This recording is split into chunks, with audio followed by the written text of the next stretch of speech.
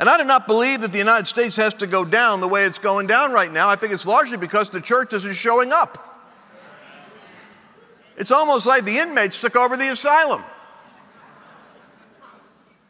There are not that many of these crazy people here. They have just a disproportionate representation at the top of the institutional mountains of Hollywood, Wall Street, because Satan knows where power is. The church has almost been ignorant of this stuff. We don't care.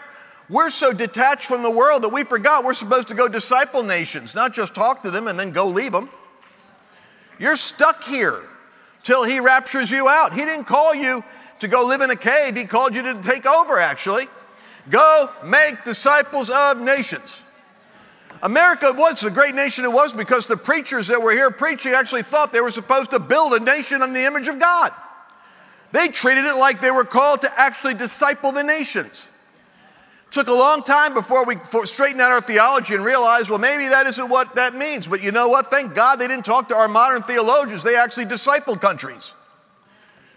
When they landed in the United States, their thinking was they wanted a Christian nation. I know all the founders weren't all in agreement with that, but they were so under the influence of the pulpits that they had to give to the church exactly what the church wanted, and it created a system of protection for religious liberty. It created a system of weights and measures and balances in Washington so that divine Judeo-Christian laws shape the way the government works.